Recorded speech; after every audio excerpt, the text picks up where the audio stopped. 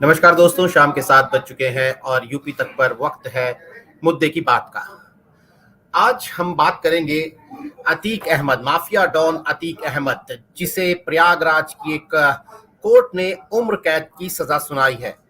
ये खबरें आप लगातार पिछले 48 घंटे से देख रहे हैं कि कैसे साबरमती जेल से प्रयागराज लाया गया अतीक अहमद। आज सुबह फैसला सुनाया जाना था कोर्ट में।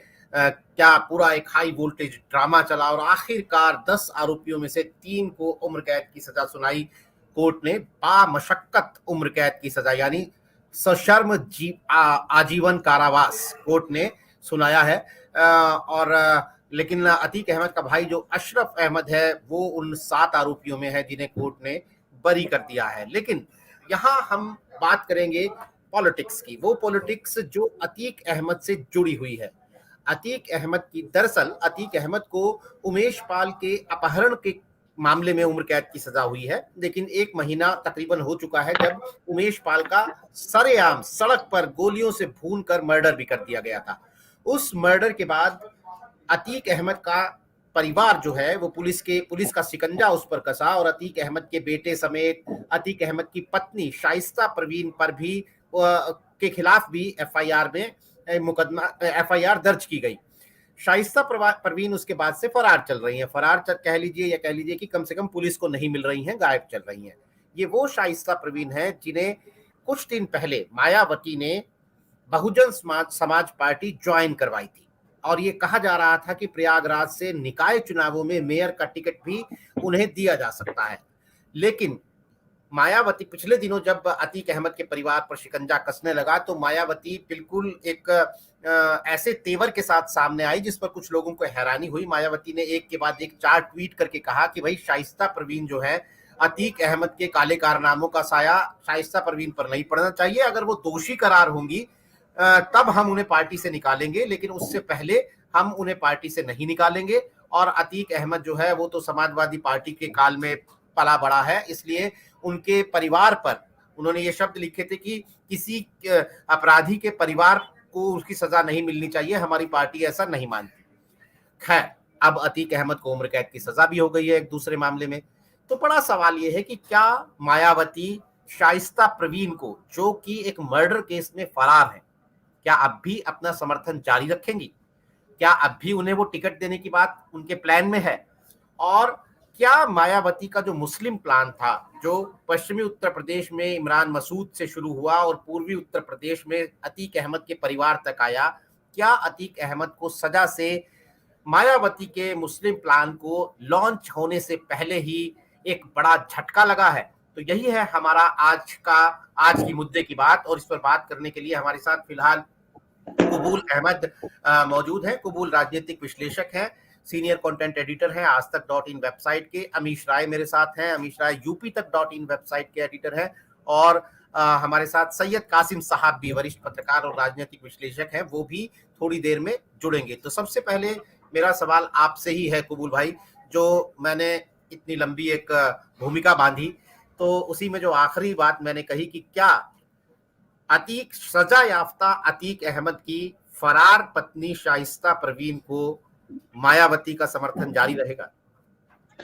देखिए, दरअसल अब मायावती जिस चीज के लिए शाइस्ता परवीन को पार्टी में लाई थी, उसके पीछे लाने के पीछे सबसे बड़ी वजह थी कि प्रयागराज से मेयर का उन्हें चुनाव लड़ाना था। मेयर के चुनाव में मायावती इसलिए भी लड़ना चाहती थी क्योंकि जो बसपा के तमाम नेता थे, खासतौर से प्रयागराज और प्रतापगढ़ आसपास के कौशाम्बी के बेल्ट के, वो तमाम नेता पार्टी छोड़कर चले गए थे। बसपा के पास कोई ऐसा नेता नहीं बचा था जो प्रयागराज में बसपा को दोबारा से खड़ा कर सके या कुछ उसके लिए संजीवनी साबित हो सके। 2022 के चुनाव के बाद मायावती ने अपनी राजनीति जो है थोड़ा सा बदला था और फिर से वो दलित मुस्लिम कॉम्बिनेशन पे लौटी थी और वो दलित मुस्लिम कॉम्बिनेशन बनाने की कोशिश कर रही थी। उसका पहला प्रयोग उन्होंने आजमगढ़ में गुड्डू जमाली के तौर पे लोग वापस ला के दोबारा से उनको चुनाव लड़ाया और उनको वहां से एक खास तौर से संजीवनी मिली। उन्हें लगा कि मुस्लिम वोट उनकी तरफ आ सकता है और इसलिए 2022 में जो मुस्लिम वोट एक मुस्त समाजवादी पार्टी के साथ चला गया था, उसको लाया जा सकता है और उसको लाने का उनके पास यही है कि मुस्लिम कैंडिडेट जो मजबूत जनाधार वाले हैं उनको लड़ाया जाए। तो मुझे लगता है कि इसी कोशिश में वो गुड्डू जमाली पहले उनके प्रयोग के पहले मोहरे हुए। फिर उसके बाद दूसरा जो है एक लाया गया, इमरान मसूद को लाया गया जो सहारनपुर से थे। फिर शाइस्ता परवीन जो अतीक अहमद की पत्नी है उनको लाया गया। उनके पीछे जो अतीक अहमद की लेगेसी है वो उनके साथ जुड़ी हुई है, उनकी पत्नी है। लेकिन इसी बीच चुनाव का अभियान पूरी जोर से था, पूरा माहौल बन रहा था, लेकिन ओबीसी आरक्षण की वजह से वो मामला अटक गया और उसमें बात नहीं बन पाई। और इसी बीच जो है उमेश पाल की हत्या हो जाती है। जब उमेश पाल की हत्या हो जाती है, उमेश, और क्योंकि मायावती दलित मुस्लिम के साथ साथ अति पिछड़ा कॉम्बिनेशन भी बनाने की कोशिश कर रही थी, इसी वजह से विश्वनाथ पाल को उन्होंने पार्टी का प्रदेश अध्यक्ष भी बनाया। उनकी कोशिश थी कि अपना जो पुराना वोट बैंक है उसको लाया जा सके। लेकिन विश्वनाथ पाल के प्रदेश अध्यक्ष बनने के चंद दिनों के बाद ही जब उमेश पाल की हत्या हो जाती है सरेआम, तो मायावती के जो बड़ा सियासी प्रयोग था उसको बहुत बड़ा झटका लगा। और खास तौर से जो पाल समुदाय है जिसको विश्वनाथ पाल के जरिए लाने की कोशिश हो रही थी, उसके नाराजगी बढ़ी, और उसका जो नाराजगी बढ़ी, और वो चीज विश्वनाथ पाल जब वहां जाते हैं तो वो देखने को मिलता है। लेकिन मायावती एक बहुत बड़ा स्टैंड पे कायम रहती हैं कि हम शाइस्ता परवीन या अतीक अहमद के जो लोग आए हैं उनको पार्टी से नहीं निकालेंगे। और वो इसलिए उन्होंने कहा, उसका तर्क भी दिया, क्योंकि कोई आरोप लग जाने से नहीं निकालेंगे, अगर आरोप सिद्ध हो जाता है तब हम निकालेंगे। लेकिन अब चुनाव फिर दोबारा से चुनावी अभियान जोर पकड़ने लगा है, और मुझे लगता है कल या परसों में ओबीसी आरक्षण की लिस्ट आ जाएगी। और उसके बाद मुझे लगता है अप्रैल के पहले हफ्ते में ही चुनाव की घोषणा भी हो सकती है, अधिसूचना, क्योंकि अब सुप्रीम कोर्ट से हरी झंडी मिल गई। अब ऐसे में शाइस्ता परवीन को, एक तरफ शाइस्ता परवीन उस मामले में उमेश पाल हत्याकांड में मुख्य आरोपी हैं, फरार हैं। अब मायावती के लिए शाइस्ता परवीन को चुनाव लड़ाना मुझे नहीं लगता है कि बहुत ज्यादा सियासी तौर पर कोई फायदेमंद साबित हो सकता है, क्योंकि वो फरार हैं। वो कैसे नामांकन करेंगी, कैसे चुनाव लड़ेंगी, तमाम चीजें उनके साथ हैं। मुझे लगता है ये मायावती के जो एक सियासी प्रयोग कर रही थी उसके लिए एक बड़ा झटका है। हालांकि मायावती ने उन्हें पार्टी में बनाए रखकर एक संदेश देने की कोशिश की है, लेकिन अब ऐसे मामले में जब अतीक अहमद को उमेश पाल अपहरण केस में सजा हो जाती है, और सजा भी उम्र कैद हो जाती है, और उनकी पत्नी उसी उमेश पाल हत्याकांड में फरार हैं, तो मुझे लगता है मायावती के लिए उस प्रयोग को कम से कम प्रयागराज में आजमाना वो मुझे असंभव लग रहा है। वो मायावती के लिए एक बहुत बड़ा सेटबैक है। तो हमारे साथ सैयद कासिम साहब भी जुड़ चुके हैं। कासिम साहब, आपका स्वागत है। तो हम इस बात पर चर्चा कर रहे हैं कि अतीक अहमद को अब चूंकि उम्र कैद की सजा हो चुकी है, ये एक अपहरण का मामला था, उमेश पाल अपहरण का, लेकिन उमेश पाल का जो महीना भर पहले मर्डर हुआ सड़क पर, उसमें अतीक अहमद की पत्नी शाइस्ता परवीन जो है वो पुलिस ने उन्हें आरोपी बनाया है, फिलहाल वो फरार हैं।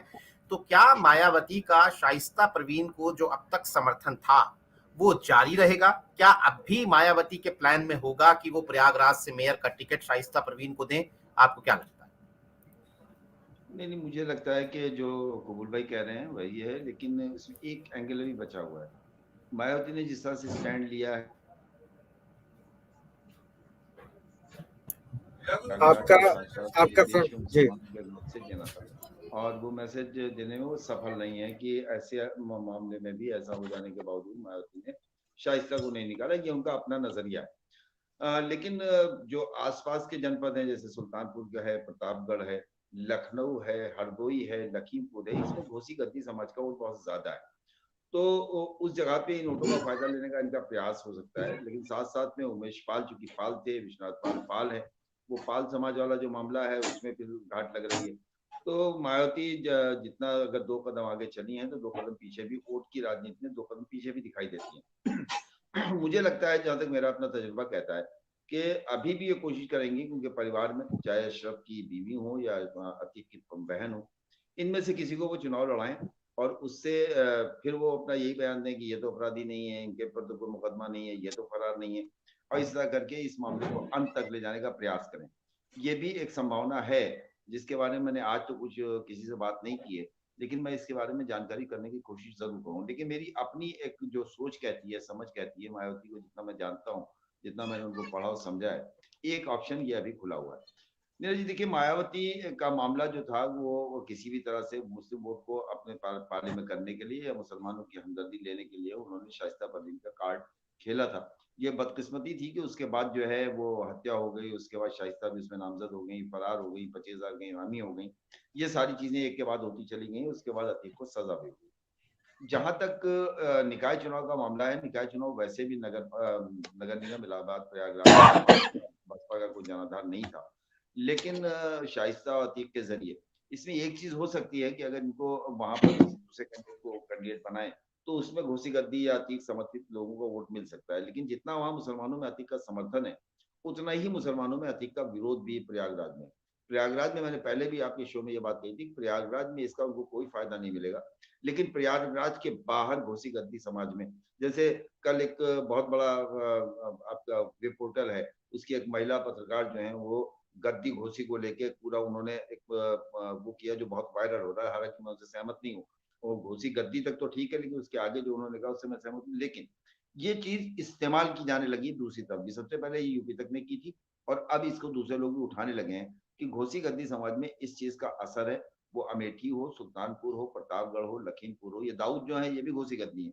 ये जो लखीमपुर के सांसद थे शाहबाद से, ये भी घोसी गद्दी समाज से आते हैं। ये नम्बू जो है लखनऊ के सभासद, ये भी घोसी गद्दी है। और तो ये घोसी गद्दियों में, और सुल्तानपुर में जो कुरैशी लिखते हैं वो भी अपने को घोसी गद्दी के करीब पाते हैं, और सुल्तानपुर में कुरैशियों की संख्या बहुत ज्यादा है।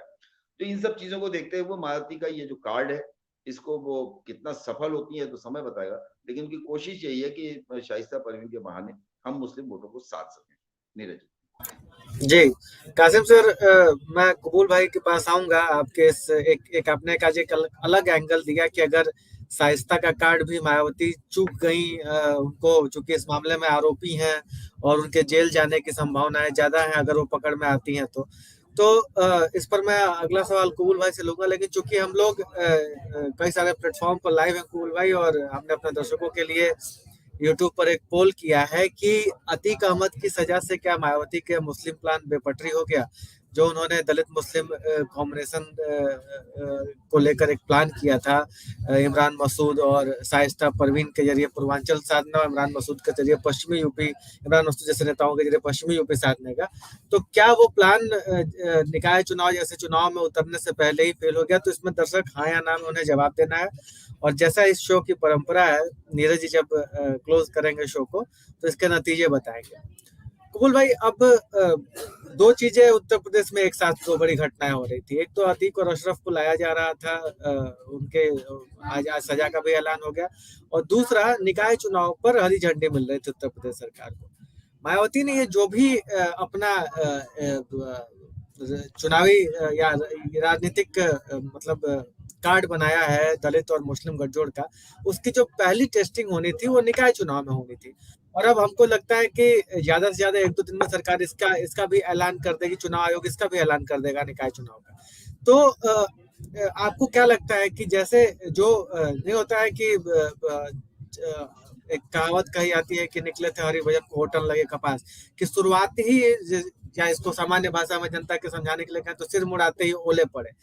तो जिस को तुरुप का पत्ता मायावती समझ कर चल रही थी, इनफैक्ट हालांकि ये भी एक बड़ा सवाल है कि क्या उनका ये कॉम्बिनेशन मुस्लिम जमात, मुस्लिम तबका जो है उसके अंदर कितना इफेक्टिव, वो कितना गंभीरता से ले रहा है।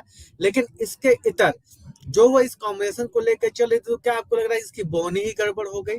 और शाइस्ता का को लेके जो अभी कासिम सर ने जो एक लाइन दिया कि शाइस्ता नहीं तो उस परिवार से कोई और भी हो सकता है, तो इस बात में आपको कितना दम नजर आता है? देखिए, एक बड़ी चीज है कि खास तौर से शाइस्ता की जो किस्मत है वो बहुत सियासत में मुझे लगता है बहुत बदकिस्मत के तौर पे है।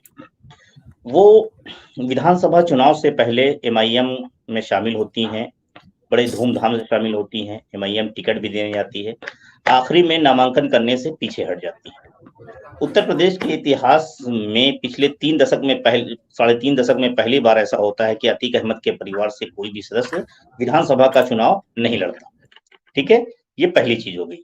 इस बार उन्होंने और खास तौर से मायावती के बसपा का ज्वाइन किया, बसपा के साथ एक बहुत अरसे के बाद उनको एक राजनीतिक ठिकाना मिला था, खासतौर से अतीक के परिवार को, और उनको लगा था कि अगर बसपा में रहते हुए कुछ कर सकते हैं। जीतना हारना अलग चीज है, लेकिन हाँ ये बात जरूर है कि अगर वो बसपा से लड़ती तो अच्छा चुनाव लड़ती, जीत हार किसी की भी हो सकती थी।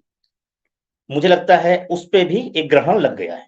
तो अब एक तरह से राजनीतिक तौर पे अतीक अहमद के लिए किस तरह का ये हो रहा है, अतीक के परिवार के लिए, वो एक ये चीज है। दूसरी चीज है कि दलित मुस्लिम कॉम्बिनेशन की बात आपने की है। मायावती बहुत अरसे से दलित मुस्लिम कॉम्बिनेशन बनाने की प्रयोग करती रही।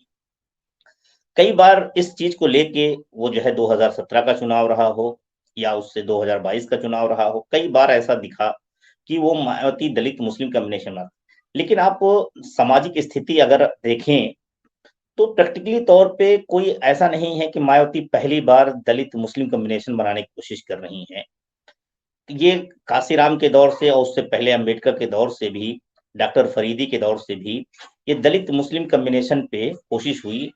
लेकिन जो मुस्लिम कम्युनिटी है और दलित कम्युनिटी, उसके बीच में उस तरह की स्थिति नहीं बन पाई, उस तरह का विश्वास नहीं कायम हो पाया, जिसके वजह से कभी भी दलित मुस्लिम कॉम्बिनेशन नहीं बन पाया। और इसके पीछे एक बड़ा रीजन ये है कि जो मुस्लिम कम्युनिटी है उसका भी जो बड़ा जो है, वो उस मुसलमानों में भी जो है ओबीसी क्लास हो, वो भी जो है दलितों को जिस तरह से अपर क्लास हिंदू दलितों को देखता है सामाजिक तौर पे, वैसे ही मुसलमान भी देखता है दलितों को। एक चीज। दूसरी बात, सामाजिक स्थिति के कारण ये दलित मुस्लिम कम्युनिस्ट प्रैक्टिकली तौर में कभी नहीं बना। और दूसरी चीज यह है कि मायावती का जो मुसलमानों के प्रति विश्वास रहा है, वो भी मुसलमानों के बीच जो है कभी कायम नहीं हो पाया। और उसका कई बार रीजन रहा है, क्योंकि मायावती कई बार बीजेपी के साथ मिलकर सरकार बनाई। प्रधानमंत्री नरेंद्र मोदी, जब नरेंद्र मोदी के साथ कोई खड़ा होने को तैयार नहीं था गुजरात दंगे के बाद, तब मायावती वहां जाके प्रचार करती हैं और उन्हें जिताने की अपील करती हैं। फिर बात आती है जब 2014 में प्रधानमंत्री नरेंद्र मोदी सत्ता में आते हैं। आने के बाद तमाम राजनीतिक पार्टियां मायावती की आलोचना, मोदी की आलोचना करती हैं, लेकिन मायावती कभी भी सार्वजनिक तौर पे उस तरह की आलोचना करती नहीं दिखी। जिस तरह के लिए बसपा जानी जाती थी, वो एक सलाहकार के तौर पे भूमिका नजर आई या फिर सुर में सुर मिलाती हुई नजर आई, कभी मुखर होके इतना विरोध में नहीं खड़ी हुई। तो मुसलमानों के बीच मायावती का जो विश्वास है वो कायम नहीं हो पा रहा। अब मायावती 2022 के चुनाव में इन्होंने ब्राह्मण और दलित कॉम्बिनेशन बनाने की कोशिश की। सतीश चंद्र मिश्रा और नकुल दुबे को उसकी अगुवाई दी और वो पूरे उत्तर प्रदेश में घूम घूम कर ब्राह्मण सम्मेलन करते रहे। यहाँ तक कि सतीश चंद्र मिश्रा की बीवी भी महिलाओं का ब्राह्मण सम्मेलन करती नजर आई। लेकिन ढाक के 3 पात बसपा को दलितों का वोट, तो मतलब ब्राह्मण तो छोड़ दो, दलितों का वोट भी नहीं मिल पाया। तो मुझे लगता है कि मायावती कई प्रयोग करके देख चुकी थी, फिर उनको लगा कि यही एक मुस्लिम वोट है जिसको अगर हम साध लेते हैं तो जो हमारा आधार है वो कहीं ना, क्योंकि 20% है और अखिलेश यादव कई बार चुनाव लड़कर देख चुके हैं और वो बीजेपी को हरा नहीं सकते हैं। तो इस तरह संदेश दे के उन्होंने बनाने की कोशिश की। और उसमें जो अलग अलग पार्टियों में जो वहां पे जिनको अखिलेश यादव ने साइकिल पे तो अपने बैठाया, लेकिन उनको टिकट नहीं दिया, पीछे ही कैरियर में बैठा के लटकाए रखा, वो तमाम नेता एक एक करके वापस आए, चाहे वो इमरान मसूद हो, गुड्डू जमाली हो या अतीक अहमद हो की पत्नी हो। इस तरह से तमाम नेता आए और उन नेताओं के जरिए मायावती अगर दलित मुस्लिम कॉम्बिनेशन बनाने की कोशिश कर रही हैं तो मुझे लगता है वो सियासी तौर पे बहुत ज्यादा फायदेमंद ही हो सकता है, क्योंकि मुसलमानों में एक जो मायावती के प्रति अविश्वास है वो लगातार बना हुआ है। जब तक वो अविश्वास नहीं खत्म होगा, मायावती की बीजेपी के बी टीम के नैरेटिव नहीं टूटेगा, तब तक मुसलमानों के अंदर नहीं हो। और मुझे लगता है मुसलमान तभी बसपा के साथ जाएगा जब कोई ऐसा अलायंस बने जिसमें आरएलडी शामिल हो। अगर आरएलडी इस अलायंस में मायावती के साथ किसी भी रूप में शामिल हो जाती है तो मुझे लगता है तब मुसलमानों का, खास तौर से वेस्टर्न यूपी का मुसलमान, तब मायावती के साथ जा सकता है। तब उसके लिए मायावती नहीं बल्कि आरएलडी बहुत सहायक होगी। पश्चिम उत्तर प्रदेश में दलित मुस्लिम कॉम्बिनेशन बहुत अच्छे से सफल हो सकता है। पश्चिम उत्तर प्रदेश में यादव मुस्लिम कॉम्बिनेशन नहीं है, जाट मुस्लिम है, दलित है। अगर ये 3 मिलते हैं तो सियासी तौर पे बहुत मजबूत कारगर होगा, लेकिन इसके लिए मायावती को भी बहुत सारी चीजों में समझौता करना होगा। लेकिन मायावती अभी अपने फैसले से अडिग नहीं है। मायावती कोई ऐसी लाइन नहीं दे रही। मायावती कह रही हम गठबंधन नहीं करेंगे, हम ये नहीं करेंगे, और मुसलमानों को लेके भी वो कोशिश कर रही हैं, लेकिन मुसलमानों का कोई ऐसा चेहरा उनके पास नहीं है जिसको वो आगे करके कोई कॉम्बिनेशन बना सके। अब ऐसे में वो मेयर का चुनाव देख रही थी, और मेयर के चुनाव को 2017 के फार्मूले पे लड़ना चाहती थी। 2017 में उन्होंने लड़के 2 सीटों पे दलित मुस्लिम कॉम्बिनेशन से जीती थी। इस बार 7 सीटें थी जहां पे उनकी नजर थी कि हम मुसलमानों को लड़ाएंगे। उन 7 सीटों पे उन्होंने मुस्लिम कैंडिडेट का सिलेक्शन भी काफी हद तक कर लिया था, और उन सीटों पे लड़ाने की वो कोशिश कर रही थी कि हम मुस्लिम कैंडिडेट लड़ाएंगे। और इसके जरिए, क्योंकि जो खासतौर से शहरी वोटर है, शहरी वोटर में सबसे बड़ा वोटर मुस्लिम, ब्राह्मण, वैश्य और पंजाबी ये है। इसके अलावा दलित वोटर जो है उसमें खटिक वोटर है, बहुत है, खटिक है, वाल्मीकि है। इन सब वोटों की ऐसी कोशिश है जिसको वो खासतौर से कॉम्बिनेशन बनाना चाहती थी।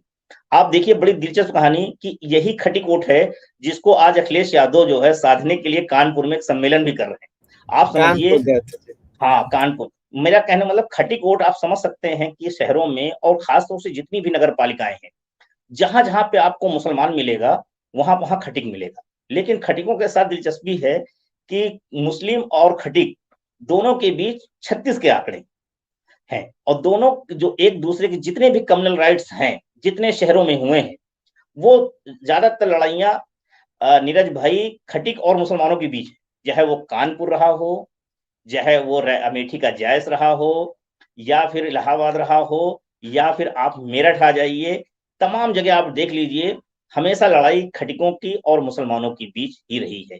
तो राजनीति सांप्रदायिकता की जो बहुत सारी वजूहात रही हैं, उसके पीछे ये 2 कम्युनिटी हमेशा रही है। इलाहाबाद का पूरा दंगा खटिक और मुसलमानों के बीच है। कानपुर का पूरा दंगा, कानपुर में तो काला बच्चा खटिक इतना बड़ा अपराधी हुआ करता था जिसको पुलिस ढूंढते ढूंढते परेशान थी। आप समझ सकते हैं कि इतना कम्युनल राइट्स था। और उसके बीच में बजरंग दल की भूमिका बहुत अहम थी, और विश्व हिंदू परिषद की, उसने खटिकों के बीच बहुत काम किया था। तो मुझे लगता है कि ये बहुत कुछ है। खासतौर से शहरी वोटों में जो सुरक्षित सीटें होती हैं उसमें ज्यादातर खटिक चुनाव लड़ते हैं।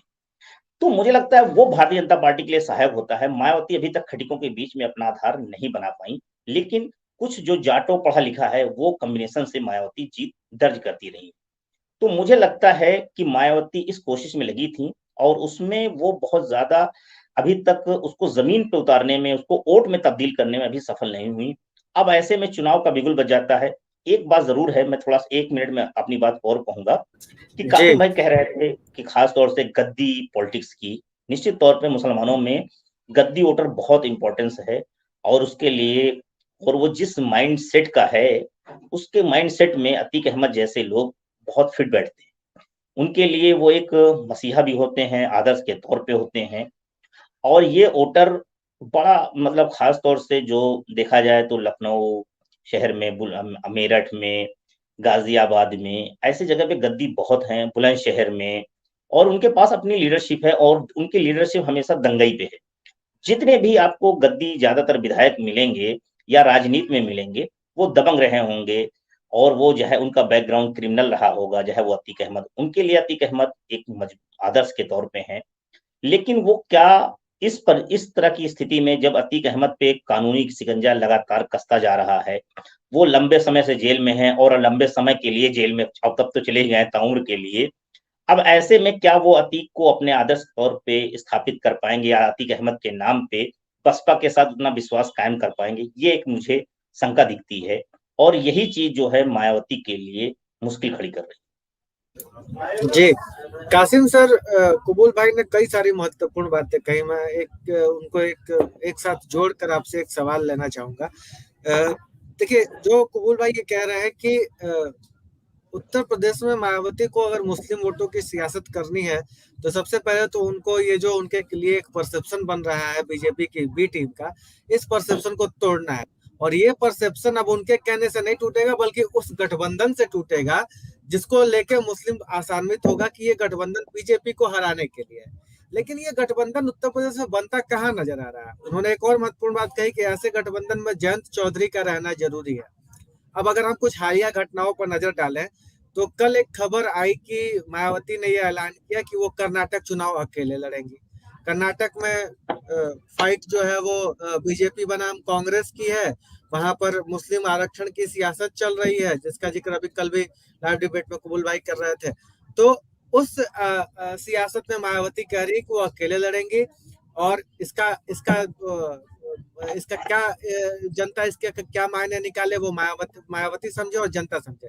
लेकिन जिन जगहों पर कांग्रेस के उत्तर प्रदेश में ऐसा कौन सा वो गठबंधन हो सकता है। वो गठबंधन तो एक ही गठबंधन है कि कांग्रेस, जयंत और मायावती साथ हैं। लेकिन मायावती इनके साथ आने के बजाय एक तो यहाँ कहते हैं कि अकेले लड़ूंगी, और दूसरे उन राज्यों में भी लड़ती हैं जहां बीजेपी को उनको आरोप लग सकता है कि वो फायदा पहुंचा रही है, जैसा कि बिहार में लग गया था आरोप, जैसा कि कर्नाटक में लग जाएगा आरोप। तो ऐसी स्थिति में वो अभी शाइस्ता की बात से अगर हम बात को आगे बढ़ाएं तो वो मुस्लिमों का भरोसा कैसे जीत पाएंगे कि वो बीजेपी को हराने के लिए लड़ रही है। बहुत अच्छा सवाल किया अमीश भाई आपने। कर्नाटक में मायावती जो है वो चौथे नंबर की पार्टी है। वहां पर देवगौड़ा मायावती से बहुत बड़ी पार्टी है, और देवगौड़ा भी अकेले लड़ रहे हैं, अलग लड़ रहे हैं, कांग्रेस के साथ नहीं जा रहे हैं। तो मायावती पे आरोप लगे, इससे पहले देवगौड़ा पे आरोप लगेगा, पहली चीज। दूसरी चीज यह है कि वहां पर अभी जो मुस्लिम आरक्षण की बात की पूर्व भाई ने, लेकिन साथ साथ में आज आपने देखा होगा, कल विजुअल्स आपने देखे होंगे कि येदियुरप्पा के घर का घेराव हुआ है उनके विधानसभा में, क्योंकि वहां दलितों के आरक्षण में जो बंजारा है उसमें भी वो सड़क पे उतर आया है, और दलितों के आरक्षण में वहां बांटा गया है। दलितों के आरक्षण को कैटेगरीज में ले जाया गया है, जो एक बहुत बड़ा इशू बन रहा है। मुस्लिम आरक्षण तो बात की बात है, मुस्लिम आरक्षण तो बीजेपी इशू बना रही है, मुद्दा बना रही है, लेकिन ये मुद्दा इस पे कहीं जिक्र और तस्करा नहीं हो रहा है। जहां पर येदियुरप्पा के पूरे घर को घेर लिया गया, लाठीचार्ज हुआ, तमाम गाड़ियां जलाई गई, बहुत बहुत 144 लगाई गई, सब कुछ वहां पे हुआ। देखिए, मायावती कर्नाटक में अगर अकेले जाने की बात कर रही है तो ये देखना होगा कि वहां कर्नाटक में मायावती के अकेले जाने से किसका फायदा या किसका नुकसान होगा, एक चीज। दूसरी चीज ये है कि हम बात कर रहे हैं उत्तर प्रदेश की। उत्तर प्रदेश में बिल्कुल कुल भाई सही कह रहे हैं कि कानपुर हो, लखनऊ हो, रायबरेली हो, प्रयागराज हो, ये सब खटिंगों की आबादी के ज्यादा है। लेकिन 5 मेयर की सीटें ऐसी हैं जहां पर सिर्फ और सिर्फ जाटो, चमार और क्या कहते हैं मुसलमान का बहुत मजबूत कॉम्बिनेशन है ओबीसी को मिला के, जिसमें झांसी है, अलीगढ़ है, आगरा है, सहारनपुर है और मेरठ है। ये 5 में खटिकों का उतना अच्छा रोल नहीं है खटिक, मेरठ में भी खटिक है, मेरठ के आसपास का जो हिस्सा है नगर से सटा हुआ, वहाँ खटिकों की आबादी बहुत अच्छी है। वहां से खटिक भारतीय जनता पार्टी का विधायक भी है, जिसने बहुत मजबूत विधायक जो कभी बसपा में थे, अब समाजवादी पार्टी से लड़ते हैं, और उनको हराया भी है। लेकिन पिछली बार भी आपने देखा होगा कि 2 सीटें, जैसा भी कुल भाई ने कहा कि मेरठ और अलीगढ़ बसपा ने जीत ली थी, झांसी, आगरा और सहारनपुर, ये 3 पे बसपा सेकंड पे रही थी, और बहुत कम वोटों से। सहारनपुर तो बहुत ही कम वोट, उससे फिर थोड़ा सा ज्यादा झांसी, और उसके बाद आगरा। अगर मायावती इसमें कामयाब, देखिए एक चीज समझिए, जो सामाजिक ताने बाने की बात कुल भाई ने कही बिल्कुल सही है कि मुसलमानों का जो ओबीसी का तबका है वो भी दलितों के साथ अपने आप को सहज महसूस नहीं करता है, वो भी अपने आप को ऐसे समय में ब्राह्मण ही मानता है। लेकिन जो हालात 2014 के बाद बदले हैं उसमें बहुत कुछ टूटा है, बहुत कुछ बदला है, बहुत सी चेंजेस आए हैं। जैसे बीजेपी को हराने के नाम पे 2022 में अखिलेश यादव को जिस तरह मुसलमानों ने वोट किया है, मतलब आप समझिए कि उस्मानी का टिकट कट गया, हाजी रियाज का टिकट कट गया, शाकिर अली के बेटे का टिकट कट गया, उतरौला में उनका टिकट काट दिया गया, उसके बाद अजीम का टिकट फिरोजाबाद में कट गया। इस तरह सारे टिकट काटते चले गए, लेकिन उनका बदायूं में उनका काट दिया गया। तो ये सारे टिकट काटने के बाद मुसलमानों को लगा कि नहीं, चाहे मुसलमानों का टिकट काट दिया जाए, चाहे मंच पे टोपी पहनी जाए न पहनी जाए, चाहे मुसलमान मंच पे जाए चाहे न जाए, चाहे मुसलमानों की टोपी की जगह पे अखिलेश जो है परशुराम का फरसा लेकर टहले, लेकिन हम वोट समाजवादी पार्टी को देंगे। ये एक उसकी जिद थी कि हमको भारतीय जनता पार्टी को हराना है। अखिलेश की हवा थी, अखिलेश की फिजा थी, अखिलेश का माहौल था। ये भी बात सही है, मैं कई बार कह चुका हूं कि बिना गठबंधन के जो आएगा उत्तर प्रदेश में उसका हश्र बुरा होगा। वो समाजवादी पार्टी हो, मायावती हो, कांग्रेस हो या राष्ट्रीय लोकदल हो। कांग्रेस, समाजवादी पार्टी, राष्ट्रीय लोकदल के गठबंधन का हश्र में आपने सबने देखा है, और वहां जो खतौली का फॉर्मूला है उस पर सब लोगों की नजर लगी हुई है। खतौली में अगर आप दलित निकाल दिए तब भी वो सीट हार रही है, मुसलमान निकाल दिए तब भी वो सीट हार रही है, यादव वहां पे है नहीं। जाट, गुजर, दलित, मुसलमान, ये 4 समीकरण से खतौली में भारतीय जनता पार्टी की जमी जमाई प्रयोगशाला की सीट को राष्ट्रीय लोकदल ने छीना है और ऐसी स्थिति में छीना है कि समाजवादी पार्टी का झंडा नहीं लगाया, अखिलेश की मीटिंग नहीं लगाई, अखिलेश को वहां आने नहीं दिया। अखिलेश एक सर इसी में कासिम सर एक सवाल बस इसी में जोड़ देता हूँ कि ये बात तो खतौली वाली बात सही है कि अखिलेश का झंडा नहीं लगा, लेकिन गठबंधन तो कायम है ना, अखिलेश और जयंत के गठबंधन नहीं खतौली का। जी आप ही के सवाल में मेरा सवाल है, हो गया नहीं बुलाया कोई बात नहीं, नहीं हुआ, सीट जीत गई, गठबंधन था। आप मुझे एक विजुअल दिखा दीजिए जब मदन भैया जीत के आए हैं, उसके बाद अखिलेश यादव ने उनके साथ फोटो खिंचा के 2 उंगली ऊपर ऐसे की होगी हमने विक्ट्री कर ली और मदन भैया हमारे विधायक। एक भी विजुअल आप दिखा पाएंगे? नहीं दिखा पाएंगे। आप जयंत चौधरी की पूरी ट्विटर की टाइमलाइन देखिएगा, मुलायम सिंह के निधन के अलावा पूरी ट्विटर टाइमलाइन पे कहीं आपको अखिलेश नहीं मिलेंगे, गठबंधन कायम है। देखिए राजनीति में बहुत कुछ चीजें ऐसी होती हैं जो आपको देखनी पड़ती हैं कि इस क्या कहते हैं इस किताब के पीछे क्या लिखा हुआ है। तो ये सारी चीजें बताती हैं कि कहीं ना कहीं कुछ ना कुछ ऐसा है कि जयंत चौधरी अपना रास्ता ढूंढ रहे हैं, तलाश कर रहे हैं, बने हुए हैं इस गठबंधन में, लेकिन अपने रास्ते की तलाश में। पश्चिमी उत्तर प्रदेश में मुझसे ज्यादा कबूल भाई वहां के बारे में जानते हैं। जो हालात हैं उसमें आप चाहे कैराना आइए, नाहिद हसन जेल में रहते हुए चुनाव जीतते हैं, उसके बाद जेल ही से उनकी जमानत होती है, आगे शपथ ले लेते हैं, अखिलेश यादव उनके साथ दिखाई नहीं देते हैं। बर्फ के तेवर आप देख रहे हैं, शहीद इस्लाम के तेवर आप देख रहे हैं, इमरान मसूद जा चुके हैं, और भी तमाम राणा परिवार या इस की बातें जो आ रही हैं इसके बारे में भी सब अपनी फ्यूचर देख रहे हैं, अपने देख रहे हैं कि कहाँ हम सुटेबल हैं, कहाँ हम ठीक है, कहाँ भारतीय जनता पार्टी को रोक सकते हैं। मैं अक्सर कहता हूं, कुबुल भाई ने भी ये बात कही है, नीरज जी और अमीश भाई, शाहजहांपुर आप पार कीजिए तो संभल और मुरादाबाद में थोड़ा सा यादव मिलता है, उसके बाद पश्चिमी उत्तर प्रदेश में कोई विधानसभा ऐसी नहीं जिसको यादव प्रभावित कर सके। वहां जाट गुजर जाटो और मुसलमान का इतना मारक समीकरण है कि उसको उसके अलावा फिर कोई उसके आगे फिर भारतीय जनता पार्टी की कोई चीज नहीं टिकती है। अब जब कैराना में नहीं टिकी, खतौली में नहीं टिकी, तो आप समझ सकते हैं कि पश्चिमी उत्तर प्रदेश ये दोनों प्रयोगशाला थी भाजपा की, एक दंगे की प्रयोगशाला थी और दूसरी पलायन की प्रयोगशाला थी। इन दोनों सीटों में भारतीय जनता पार्टी जो है वो अपना दमखम नहीं दिखा पाई।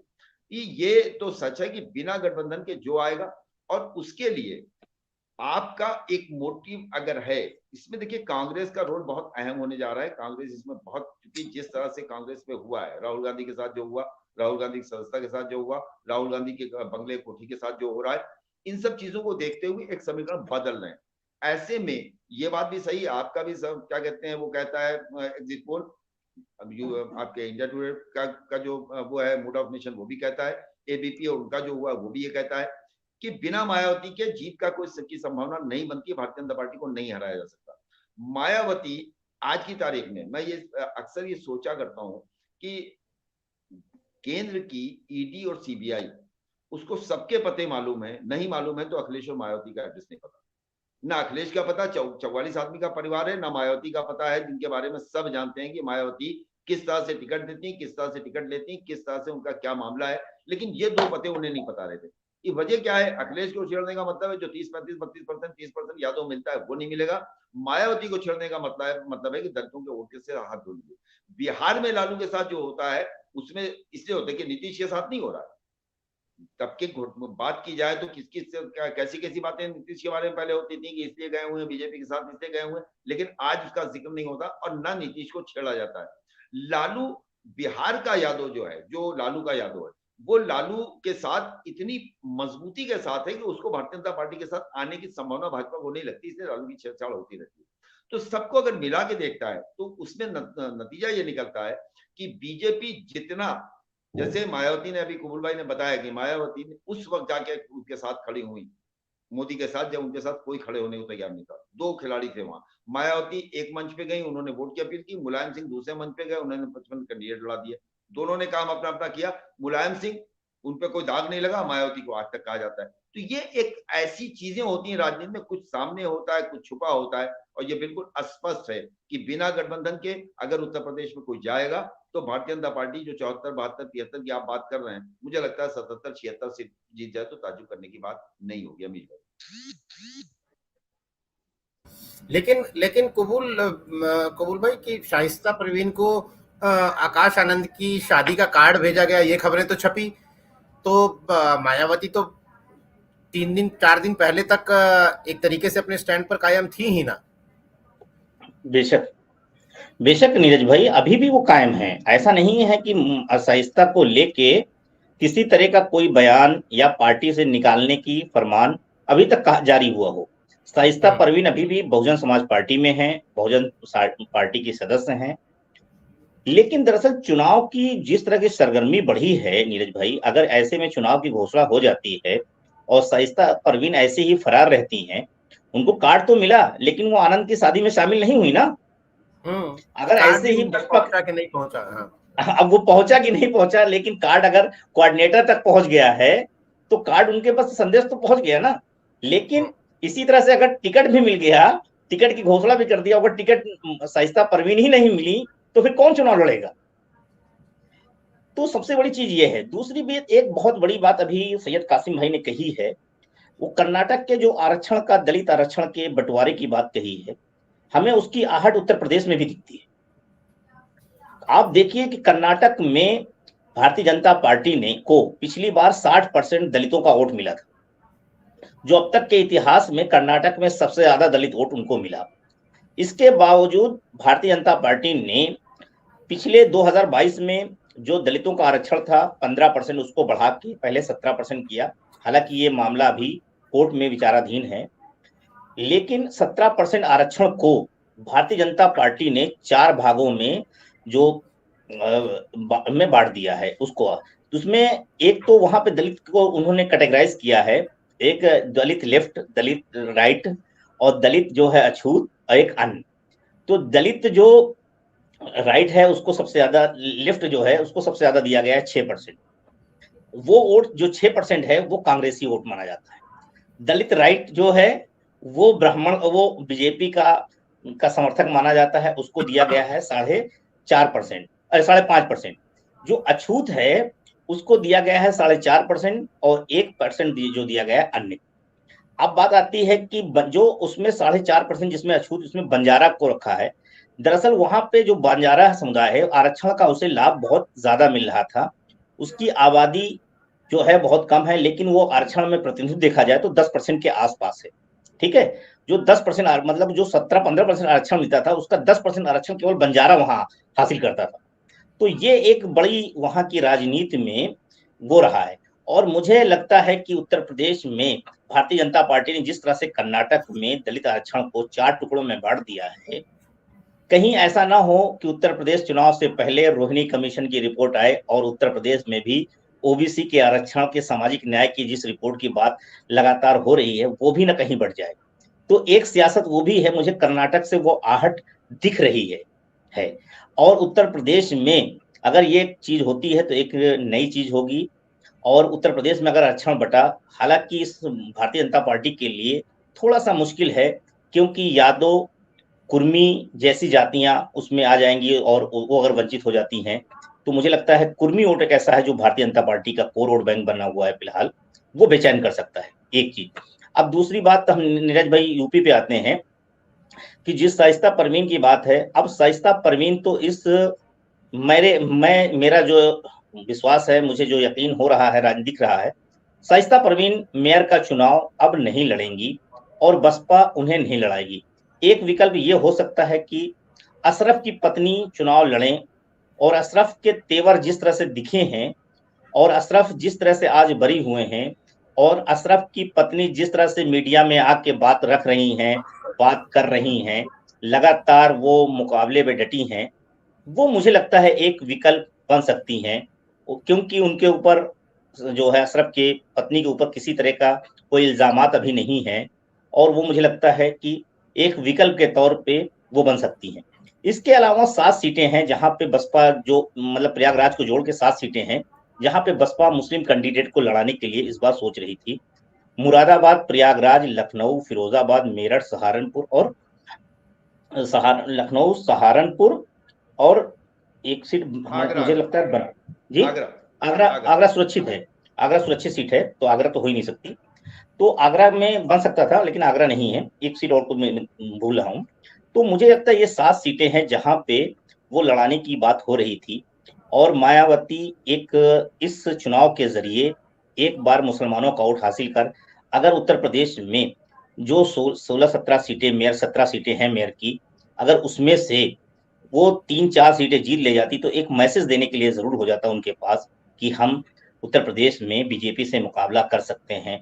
और मायावती चाहती भी यही थी कि मेयर के चुनाव के जरिए अगर हम कुछ सीटें जीत लेते हैं, पिछली बार की तरह अगर हम 2 से बढ़ा के 4 सीटें पहुंच जाते हैं, तो मुझे लगता है कि वो गठबंधन की बार्गेनिंग के लिए एक उनके पास बेस तैयार हो जाता। आज मायावती किसी भी गठबंधन में बातचीत करने के लिए टेबल पे उनके पास कोई आधार नहीं है जिससे वो बात कर सकें। अगर वो कांग्रेस से भी बात करती हैं तो कांग्रेस के पास 2 विधायक हैं और बसपा के पास 1 विधायक है और आरएलडी के पास 9-10 विधायक हैं। तो मुझे लगता है कि ये आधार, और मायावती चाहती हैं गठबंधन में बात करने की, तो मायावती उत्तर प्रदेश में बड़े भाई की भूमिका में रहेंगी और बड़े भूमिका में मायावती, क्योंकि मायावती नहीं चाहती गठबंधन में किसी तरह से वो अपने आप को डाउनफॉल करके समझौता करें, इसीलिए मायावती गठबंधन को के दृश्य में नहीं जा रही हैं। हाँ, एक बात जरूर आपने कहा अमीश भाई अभी कि मायावती कर्नाटक चुनाव लड़ने जा रही हैं। कर्नाटक में पिछली बार भी लड़ी थी, 1 विधायक उनके जीते थे, बाद में मंत्री भी बने थे। लेकिन अगर आप देखेंगे तो बसपा पहले से जो है राष्ट्रीय स्तर पे चुनाव लड़ती रही है, लेकिन बसपा का आधार धीरे धीरे पूरे देश में सिमटा है और वो आधार उत्तर प्रदेश नहीं बल्कि और धीरे धीरे पूरी राजनीति खत्म होती जा रही है। जबकि एक दौर में मध्य प्रदेश, हरियाणा, पंजाब जैसी जगह पे इनके सांसद हुए हैं, लेकिन आज उत्तर प्रदेश में भी अगर मायावती अकेले लड़ेंगी तो खाता खोलना मुश्किल हो जाएगा। मुझे लगता है मेयर में वो भले ही 1 सीट 2 सीट जीत जाए, लेकिन लोकसभा में अगर चुनाव उतरती हैं तो वो खाता खोलना बहुत मुश्किल हो जाएगा, क्योंकि मायावती अकेले दम पे अगर लड़ेंगी चुनाव तो उनको जाटों के सिवा कोई और दूसरा वोट उनके साथ नहीं है। पूरा दलित भी नहीं है, अब तो पूरा जाटो भी नहीं है। ऐसे में मुसलमान भी उनके साथ नहीं खड़ा होगा। जो मैंने पहले बात कही कि मायावती के साथ तभी हो सकता है मुसलमान आ सकता है जब कोई ऐसा गठबंधन हो जो मैंने बताया था आरएलडी, कांग्रेस और बसपा का। लेकिन फिलहाल वो तस्वीर मुझे किसी भी सूरत में दिख नहीं रही है। हाँ, जरूर एक कोशिश जयंत की तरफ से हो रही है। जयंत ने अभी पिछले दिनों जिस दिन लोकसभा शुरू हुई थी उस दिन एक संकेत दिया था कि एक हमारे पास गठबंधन का रोड मैप तैयार है और हमारी कोशिश है कि कांग्रेस उस गठबंधन में आए और हम भारतीय जनता पार्टी को हरा देंगे। उधर अखिलेश यादव बार बार ये कोशिश कर मैसेज दे रहे हैं कि हमारा गठबंधन आरएलडी के साथ है, लेकिन कांग्रेस को चाहिए कि हमें आके यहाँ पे क्षेत्रीय पार्टी को मजबूत करे और क्षेत्रीय पार्टी को सपोर्ट करे। लेकिन कांग्रेस जो है अभी तक इस पे किसी तरह का कोई रिएक्शन नहीं दे रही है। कांग्रेस अभी खामोशी अख्तियार किए हुए है। कांग्रेस अभी उत्तर प्रदेश की धार देख रही है और धार की लहर देख रही है कि क्या लहर है, क्या उसमें किस तरह की माहौल बन रहा है। ये बात जरूर है कि ये चुनाव अखिलेश यादव से ज्यादा कांग्रेस के लिए इंपॉर्टेंस है। अखिलेश यादव अगर नहीं भी जीतते हैं तो मुझे लगता है उतना असर नहीं होगा, लेकिन कांग्रेस के लिए बहुत मजबूत है उत्तर प्रदेश। और कांग्रेस, क्योंकि यहाँ से सोनिया गांधी, अमेठी से राहुल गांधी खुद हार गए चुनाव, लेकिन उन परिवार को वापस लाने की एक चुनौती है। तो कम से कम कुछ नहीं है तो 2 सीटें ऐसी हैं जहां पे कांग्रेस को अपनी वर्चस्व बरकरार रखने की कोशिश है। और अगर वो अलायंस किसी हिस्सा या किसी तरह का कोई समझौता नहीं होता तो मुझे लगता है कि दोनों सीटों पे मुश्किलें हो जाएंगी। इसलिए कांग्रेस के लिए गठबंधन ज्यादा जरूरी है। और वो गठबंधन जो है, अगर गठबंधन होता है, अखिलेश यादव उनको बहुत ज्यादा स्पेस देने के मूड में नहीं है। हो सकता है 8-10 सीटें दे, लेकिन अगर वो कांग्रेस के साथ, बसपा के साथ जाते हैं तो मुझे लगता है ज्यादा स्पेस पा सकते हैं। और उसका असर खास तौर से पश्चिम उत्तर प्रदेश में, जो अभी सैयद कासिम भाई कह रहे थे कि जाटो, गुजर, मुस्लिम, ये कॉम्बिनेशन बन जाएगा। लेकिन जयंत जो गुजर कॉम्बिनेशन बना रहे हैं, लेकिन मायावती अभी साइलेंट मोड में है। कांग्रेस कुछ नहीं कर रही है। मुझे लगता है कांग्रेस की उदासीनता ही सबसे बड़ी चीज है। प्रियंका गांधी जो उत्तर प्रदेश की प्रभारी हैं, काफी लंबे समय से उत्तर प्रदेश आई नहीं है जब राहुल गांधी दौरे पे आए हैं। कांग्रेस का संगठन एकदम खामोश, मतलब जीरो पे है। उनके लोग सक्रिय नहीं हैं। उनके लोगों से अगर बात करो तो वो भी बहुत उदासीन है। कोई चेहरा नहीं है। जो चेहरे हैं वो दूसरे राज्यों में जाके अपनी चेहरे चमका रहे हैं। प्रमोद तिवारी राजस्थान में अपनी चमका रहे हैं। तो इमरान प्रतापगढ़ी हैं, वो महाराष्ट्र रहते हैं, तो अपने आप को राष्ट्रीय नेता के तौर पे स्थापित कर रहे हैं। उनको उत्तर प्रदेश से वास्ता ही नहीं है। दूसरे नेता जो हैं, पीएल पुनिया, वो छत्तीसगढ़ में ही पड़े रहते हैं। बाकी नेता दिखते नहीं हैं। तो आप ऐसे में सलमान खुर्शीद दिल्ली की सियासत में मजबूर हैं, वो अपनी वकालत के पेशे में मसरूफ हैं। तो मुझे लगता है कांग्रेस कैसे लड़ेगी। हाँ, ये जरूर है कि कांग्रेस को अगर कहीं से कुछ उम्मीदें दिख रही है तो मुसलमानों में दिख रही है। लेकिन मुसलमानों के अंदर यह है कि कांग्रेस और खासतौर से राहुल गांधी की इस घटना के बाद थोड़ा सा मुसलमानों के अंदर सिंपैथी आई है, लेकिन कांग्रेस उनके बीच नहीं जाके संदेश दे पा रही है, उनकी चीजों के नब्ज को समझ नहीं पा रही है, कोई ऐसा प्रभारी नहीं बना पा रही है उत्तर प्रदेश में जो कांग्रेस को थोड़ा सा लहर दे सके, माहौल पैदा कर सके। मुझे लगता है अगर ऐसी स्थिति में दिग्विजय सिंह जैसा नेता या सचिन पायलट जैसे नेता अगर उत्तर प्रदेश के प्रभारी हो जाए, जिनको कांग्रेस के संगठन की बहुत अच्छी समझ है, अगर मैं कांग्रेस में किसी को संगठन के तौर पे मानता हूं तो नीरज भाई भी जानते होंगे, दिग्विजय सिंह से अच्छा संगठन का आदमी कोई नहीं है जो संगठन को बहुत अच्छे धार दे सकता है। अगर दिग्विजय सिंह जैसा इंसान वही दिग्विजय सिंह है जिन्होंने 2009 में कांग्रेस को उत्तर प्रदेश में बहुत मजबूती से खड़ा कर दिया था और 22 सीटें कांग्रेस जीतने में सफल रही थी।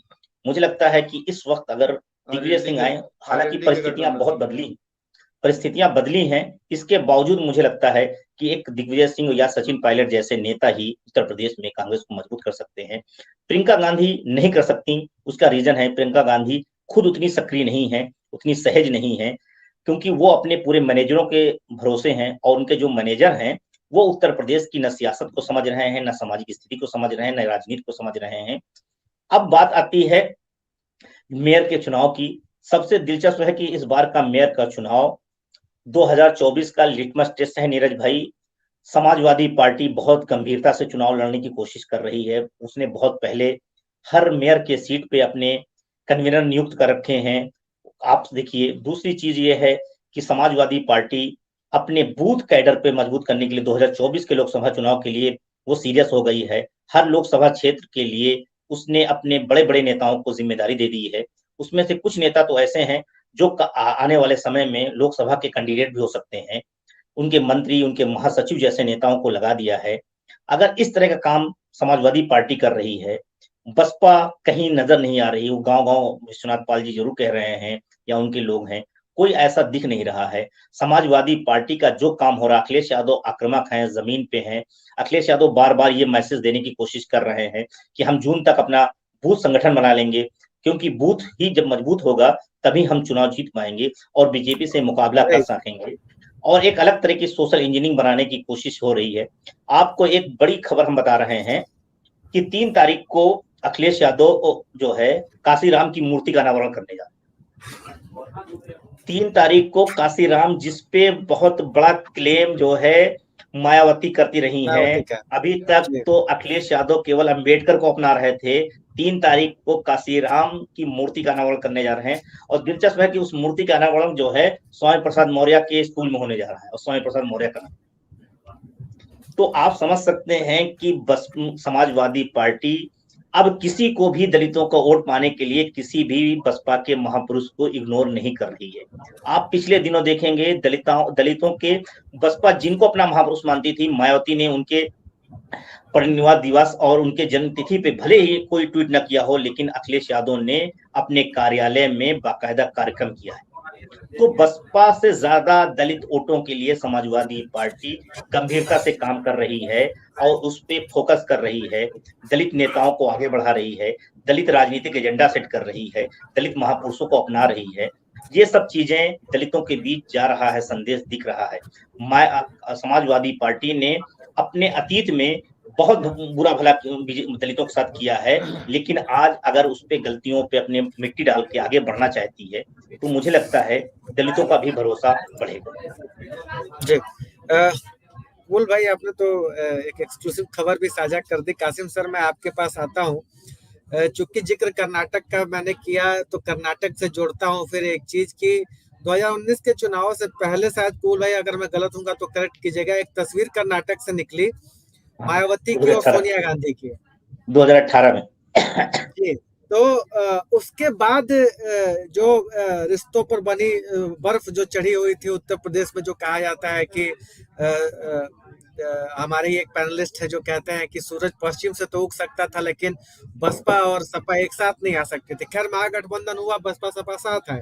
लेकिन मैं ये स्थापित करने की कोशिश कर रहा हूँ कि जिस तरीके से अखिलेश यादव आक्रामक हैं खास करके कांग्रेस को लेकर के, जबकि हम लोगों ने लगातार देखा है 2004 से भी अगर हम देखें उत्तर प्रदेश के लोकसभा चुनाव को, तो कांग्रेस उत्तर प्रदेश में ऐसे तो कोई बड़ी प्लेयर नहीं दिख रही होती है, लेकिन जो ही लोकसभा चुनाव आता है तो उसकी चर्चा, उसकी पार्टी की एक्टिविटी, उसके तेवर, वो सारी चीजें बदल जाते हैं। और हमने 2004 2009 में 2004 तो नहीं, 2009 ज्यादातर कहेंगे, जिसका जिक्र अभी कुबुल भाई कर रहे थे कि दिग्विजय सिंह के नेतृत्व में कैसे कांग्रेस ने एक एजेंडा बनाया और उसकी सफलता मिली। तो आपको क्या लगता है कि जैसे नहीं होता है कि किसी भी चीज को इतना मत झुकाइए कि वो टूट जाए, क्या अखिलेश यादव कांग्रेस को इतना झुकाने की कोशिश कर रहे हैं कि वो संबंध जो एक 2017 से बनता चला रहा था वो टूट सकता है और मायावती कांग्रेस की वो संभावना बन सकती है? क्योंकि एक बात तो है ना कासिम सर की, कांग्रेस में सोनिया गांधी और बसपा सुप्रीमो मायावती, इनकी जो केमिस्ट्री है, वो जिस मैं 2018 की तस्वीर का जिक्र कर रहा हूँ, वो केमिस्ट्री उससे पहले से चली आ रही है और काफी स्ट्रांग है। लोग कहते हैं कि बस एक फोन कॉल की देरी होती है और दोनों नेता आपस में सामंजस्य स्थापित कर लेते हैं। तो आपको क्या लगता है कि अखिलेश का ये जो अतिरिक्त हार्ड रुख है, मतलब अतिरिक्त कड़ा रुख जो दिखा रहे अखिलेश, क्या ये एक नए तरह के गठबंधन की संभावनाएं खोल रहा है उत्तर प्रदेश में, जो कि मायावती को भी एक ताकत दे सकता है और कांग्रेस को भी एक ताकत दे सकता है? अभिष भाई, एक बात मैं भी कह दूं, कुबुल भाई ने कही है, अगले 15 दिनों में समाजवादी पार्टी का गुब्बारा जितनी ऊपर भी होगा उसमें 7, 9, 11 का 3 पिन लगेंगे और वो उसके बाद जब नीचे आएगा तो उसको संभालना अखिलेश के बस में नहीं होगा। ये मैं भी ब्रेक कर रहा हूँ। 7, 9, 11 के बाद अखिलेश यादव की सारे गुब्बारे, वो चाहे आसमान की बुलंदी पे सबको लेके ऐसे उठ रहा होगा गैस का गुब्बारा, लेकिन उसमें 7, 9, 11 की एक नहीं 3 पिन लगेगी इसी निकाय चुनाव में। उसके बाद जब वो गुब्बारा बैठेगा तो उसको उठाने की कोई संभावना अखिलेश के पास नहीं होगी। कारण 7, 9, 11 के बंटवारे के बाद, जैसा कि अभी कुबुल भाई ने कर्नाटक का हवाला दिया, दलितों में 3 हिस्से किए गए। ये जो रिपोर्ट है, इस मैं 7, 9, 11 का कई बार यूपी तक पे जिक्र कर चुका हूँ, इस पे अलग से डिबेट भी कर चुका हूँ। 7, 9, 11 पूरी तरह से तैयारी है 7, 9, 11 को लागू करने को। जैसे ही ये आएगा, सिर्फ एक बिरादरी उसमें ऐसी है, कुर्मी, जो भारतीय जनता पार्टी के साथ है। यादव, जाट और ये सारे लोग उसमें साथ में आते हैं, ये इसके विरोध में पक्का आएंगे। बिना इनके विरोध में आए हुए इनका समाज इनके साथ नहीं रुकेगा। और जैसे ही विरोध में आएंगे, ये जो पिछड़े की राजनीति, सबको जोड़ों की राजनीति और सबको साथ करने की जो राजनीति है, इसकी हवा निकल जाएगी। अमीश भाई, उत्तर प्रदेश में बिरादरियों का जो महत्व है, जातियों का जो महत्व है, जातियों का जो बंटवारा है, जातियों की जो लड़ाई है, देखिए कुर्मी बिल्कुल भारतीय जनता पार्टी के साथ 2014 में था, लेकिन 17 के विधानसभा में भी था। 22 के चुनाव में अगर कुर्मी का वो पैटर्न आप देखिएगा तो कुर्मियों ने 22 में उसी तरह वोट किया है जैसे वो पहले वोट करता रहा था। इस विधानसभा में सबसे ज्यादा कुर्मी विधायक, कुर्मियों ने सबसे ज्यादा विधायक जिताए और हर पार्टी से जिताया। हद यह है कि कांग्रेस से भी एक कुर्मी विधायक जीत के आ गया, ठीक है, उसकी अपनी हैसियत थी, इंडिपेंडेंट जीत के आया, लेकिन कुर्मी था। मैं ये बताने की कोशिश ये कर रहा हूँ कि कुर्मी जीत के आया। तो ये अपना दल की मजबूरी है। अनुप्रिया पटेल भाजपा को छोड़ के नहीं जा सकती, चाहे 7, 9, 11 में बांट दिए, चाहे 4 और क्या कहते हैं 11 और 12 में बांट दिए। अपना दल छोड़ने की पोजीशन में नहीं है, क्योंकि कृष्णा पटेल पहले ही से कांग्रेस हो या कांग्रेस से वो गठबंधन कर चुकी है, समाजवादी के गठबंधन में है। पल्लवी उनके बीच के जो मतभेद है, और जो बात आपने प्रियंका उनकी कही है, सोनिया और मायावती की, अभी 3 महीने पहले जब सोनिया गांधी की तबीयत खराब थी, तब मायावती ने उनसे फोन करके खैरियत ली और फोन पर बात की, जबकि मायावती ऐसा नहीं करती है। लेकिन सोनिया के साथ उनकी केमिस्ट्री, आप बिल्कुल सही कह रहे हैं, बहुत ही अच्छी है और एक फोन कॉल पे रहते हैं वो लोग। कर्नाटक की बात मैंने इसलिए पहले कह दी थी और वो उसका जवाब भी कुबुल भाई ने दे दिया। कर्नाटक में बसपा के लड़ने का कांग्रेस को नुकसान नहीं है। बसपा जितनी ज्यादा सीटों पर लड़ेगी उसमें हर बिरादरी के कैंडिडेट होंगे, उसका नुकसान ज्यादा भारतीय जनता पार्टी को संभावना है कि हो जाए। हालांकि उसको जब एक हवा बनती है तो किसी को नुकसान नहीं होता। हाँ, 1%, 1.5% का फर्क ऊपर नीचे आ सकता है। इसी तरह से जब आप मध्य प्रदेश, राजस्थान का जब चुनाव आएगा तब तस्वीरें साफ होंगी, और निकाय चुनाव में उत्तर प्रदेश में तस्वीर साफ होगी कि उत्तर प्रदेश की सूरत क्या होने वाली है। 7, 9, 11 की भारतीय जनता पार्टी की तैयारी उत्तर प्रदेश में पिछड़े और अति पिछड़े के बीच में, क्योंकि 7 जो है पिछड़ा, 9 जो है अति पिछड़ा और 11 सर्वाधिक पिछड़ा। अब उसमें जो जातियां हैं उनको निकालिए, उसके बाद देखिए कि कौन जात कहाँ खड़ी है, कौन विरोध में आएगी, कौन समर्थन में आएगी। और मायावती हो या कांग्रेस हो, उनको 7, 9, 11 का समर्थन करने में कोई आपत्ति नहीं है। अगर विरोध आएगा तो अखिलेश की तरफ से आएगा, विरोध आएगा तो जैन की तरफ से आएगा, बस यहीं पे, और गुर्जर की तरफ से आएगा। यहीं से उत्तर प्रदेश की राजनीति में ये जो सामाजिक न्याय के नाम पे जो सब इकट्ठा हो रहे हैं, इसमें आप फूटन देखिएगा। और इसकी तैयारी लगभग हो चुकी है, क्योंकि कई बार ये कह चुका हूँ, इस पे शो भी कर चुका हूँ, अलग से भी कह चुका हूँ। शायद 7/9/11 का जिक्र सबसे पहले मैंने यूपी तक में किया था। अमीश भाई। कासिम सर जी बिल्कुल, कासिम सर ने भी हमें एक आने वाले दिनों की एक तस्वीर दी है, और कबूल भाई ने तो बकायदा एक लाइन में जिसे कहते हैं कि एक स्टोरी ही ब्रेक की है। तो खैर दोस्तों, हमने जो अभी आपसे बात की, तकरीबन 1 घंटे की ये चर्चा की, वो ये कि उसका एक बेसिक सवाल ये था कि क्या अतीक अहमद की पत्नी, अतीक अहमद को उम्र कैद के बाद भी क्या अतीक अहमद की पत्नी जो कि उमेश पाल मर्डर केस में फरार है, शाइस्ता परवीन, उन्हें मायावती का समर्थन जारी रहेगा क्या? वो फिलहाल बीएसपी की सदस्य हैं, उन्हें पिछले दिनों बहुजन समाज पार्टी उन्होंने ज्वाइन की थी। और उससे जो बड़ा सवाल है, जो उत्तर प्रदेश की पूरी पॉलिटिक्स को प्रभावित करता है, कि क्या मायावती के मुस्लिम प्लान को इस अतीक प्रकरण से, ऑपरेशन अतीक की वजह से झटका लगा है क्या?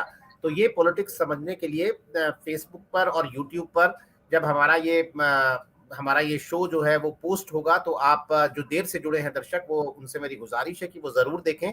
आपको ये पूरी पॉलिटिक्स और आने वाले दिनों की जो तस्वीर है उसकी उसे समझने का मौका मिलेगा। और हमने YouTube पर दोस्तों आपसे एक सवाल पूछा था, सीधा सीधा यही सवाल, कि अतीक अहमद को सजा से क्या मायावती के मुस्लिम प्लान को झटका लगेगा? तो 1000 से ज्यादा लोगों ने अपना यहाँ वोट डाला है, और उसमें से 63% लोगों का कहना है कि हाँ झटका लगेगा, जबकि 37% लोग ये मानते हैं कि कोई झटका मायावती के मुस्लिम प्लान को नहीं लगेगा। खैर, फिलहाल अगर अतीक अहमद की बात करें तो अतीक अहमद को साबरमती जेल वापस ले जाने की का फरमान जारी किया है कोर्ट ने, और वापस अतीक अहमद कैसे साबरमती यानी अहमदाबाद की जेल में वापस जाएगा, उस पर यूपी तक की लगातार नजर बनी हुई है। उस पूरी कवरेज का पल पल का अपडेट देखने के लिए आप यूपी तक से जुड़े रहिए। फिलहाल कार्यक्रम में शिरकत करने के लिए कबूल अहमद, सैयद कासिम साहब, अमीश राय, आप सभी का बहुत बहुत शुक्रिया। तमाम दर्शकों का आभार। आज के लिए नमस्कार।